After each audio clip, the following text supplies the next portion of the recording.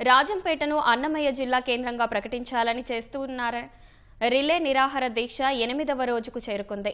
ఈ నిరాహార దీక్షలో Janasena party parliament incharge ఎల్లటూరు Srinivasaraj, Janasena నాయకులు పాల్గొన్నారు।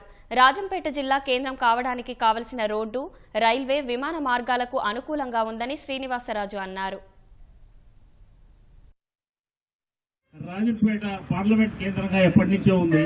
గత పాలకులు స్వలాభాల కోసము రాజంపేటను రాయచోటి కేంద్రంగా పెట్టి ఇక్కడ ప్రజలకు ఎంతో అన్యాయం జరగడం జరిగింది। రాజంపేటను మన జిల్లా కేంద్రంగా చేయాలని చెప్పి మన వారందరూ ఎంతో తీవ్రంగా కష్టపడుతూ రోడ్ల మీదకి వచ్చి ధర్నాలు చేస్తూ కూటమి ప్రభుత్వం యొక్క దృష్టికి వెళ్లాలని తలుపుతో కార్యక్రమాలు ముమ్మరం చేయడం జరుగుతుంది। అన్ని సౌకర్యాలు ఉన్నాయి, రోడ్డు మార్గం ఉంది, రైలు మార్గం ఉంది, అలాగే విమాన మార్గం ఉంది। రాజంపేట పుష్కలంగా ఉద్యానవన పంటలు పండే అవకాశాలు ఉన్నాయి।